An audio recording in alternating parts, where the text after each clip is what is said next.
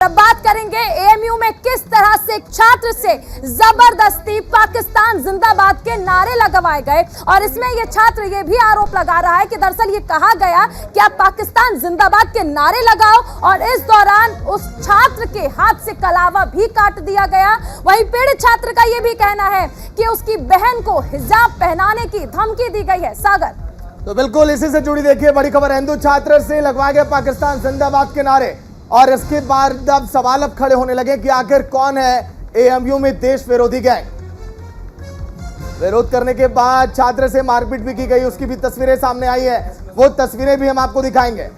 AMU में हिंदू छात्र के साथ बदसलूकी लगातार एक के बाद एक देखिए एएमयू में इस तरह मामले सामने आते रहते हैं। लेकिन अब सवाल ऐसे में है कि आखिर वो देश विरोधी गैंग कौन है जो एएमयू में एक्टिव है, क्योंकि छात्र को मारा पीटा ही नहीं गया, बल्कि एक महीने पहले की बात है छात्र की बहन से कहा गया कि जबरदस्ती आप हिजाब पहनिए, उस पर भी जमकर बवाल मचा था। लेकिन ऐसे में सवाल यह भी है कि आखिर एएमयू में देश विरोधी गैंग आखिर एक्टिव क्यों, कौन है जो पाकिस्तान जिंदाबाद के नारे लगवाना चाहता है। अभिषेक। बिल्कुल सागर, ये बहुत बड़ा सवाल है। अब देखिए ये जो तस्वीरें हम दिखा रहे हैं, यही वो छात्र है, संकेत नाम है इस छात्र का, और ये वो यूनिवर्सिटी कैंपस जिसके अंदर ये सारी चीजें हुई हैं। तो बड़ा सवाल ये है कि आखिर एएमयू में ऐसा क्यों कि पाकिस्तान के लिए प्रेम जो है वो उभर कर सामने आ रहा है।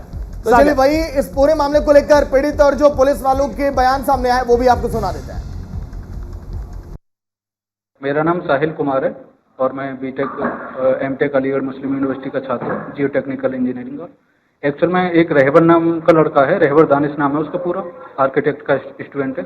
वो काफ़ी टाइम से मेरे को धमकी दे रहा कि तेरी बहन को हिजाब पहना दूंगा, और यदि तुम्हें सुलेमान हॉल में या कैंपस में रहना है तो तुम्हें पाकिस्तान जिंदाबाद के नारे लगाने होंगे। और वो मेरे हाथ में से कलावा हटवा देता था, तो मैं हटा भी देता था क्योंकि मेरे को पढ़ाई करनी है।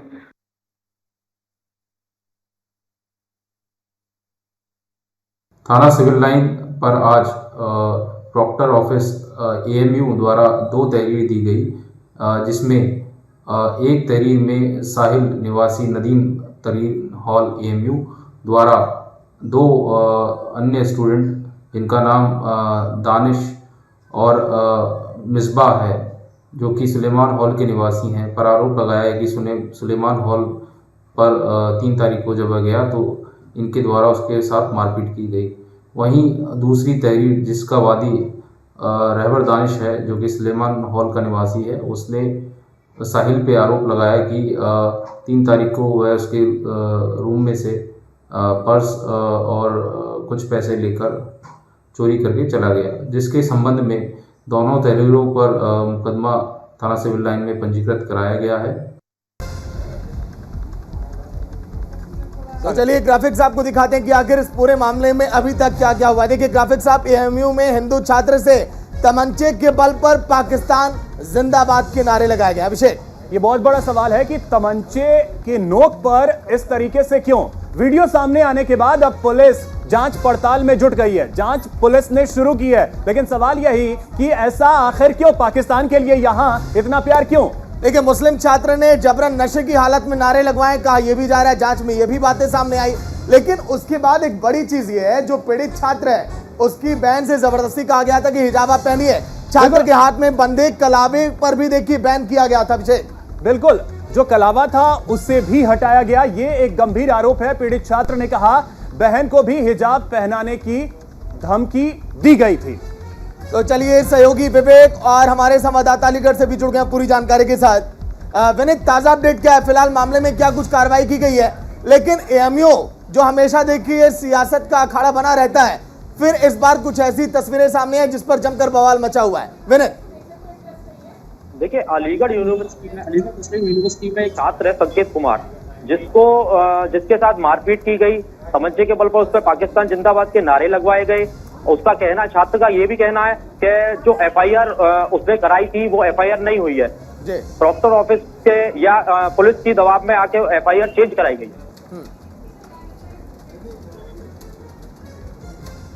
बिल्कुल, लेकिन विनीत, वजहों को लेकर के पता चल पाया, और साथ ही बात यह भी सामने आई थी कि नशे की हालत में ऐसा करवाया गया है, तो इसको लेकर के क्या अपडेट?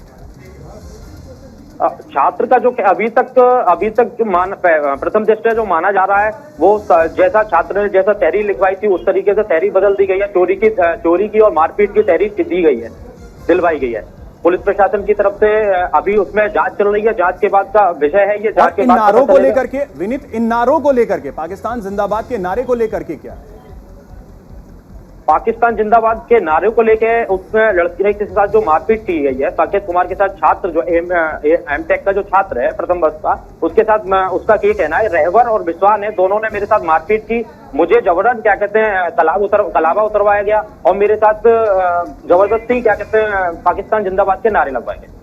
ठीक है, विवेक आपसे पूछना चाहेंगे, देखिए जैसे ही ये मामला सामने आया है इसके बाद हिंदू संगठन जो है वो लगातार इस चीज का विरोध कर रहे हैं, लेकिन जब मामला पुलिस पर पहुंचता है तो कहा जा रहा है कि 2 अलग अलग पक्षों से तहरीर दी गई है, लेकिन जो छात्र है पीड़ित छात्र उसका साफ तौर पर कहना है कि उससे फोर्स किया जा रहा है, दबाव बनाया जा रहा है कि वो अपनी एप्लीकेशन को चेंज करे और उसके बाद आगे की कार्रवाई की जाएगी। इसको लेकर क्या अपडेट है?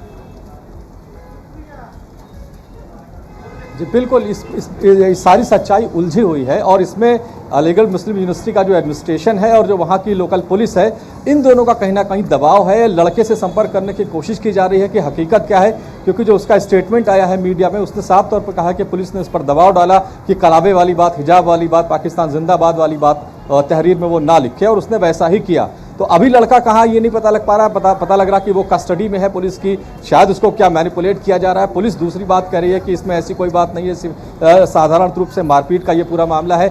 जो वहाँ के सांसद हैं सतीश गौतम, वो लखनऊ में हैं, थोड़ी देर पहले हमारी उनसे बात की, उन्होंने भी वहाँ के एसएसपी से बात की, अलीगढ़ मुस्लिम यूनिवर्सिटी के वीसी से, प्रॉक्टर से बात की। वो सारे लोग एक तरह की बात कर रहे हैं, लेकिन जो लड़के ने पहला स्टेटमेंट दिया था घायल अवस्था में, जो उसने कहा कि हमसे पाकिस्तान जिंदाबाद के नारे लगवा रहे हैं, विवेक और विनीत, आप दोनों का बहुत शुक्रिया तमाम जानकारी के लिए।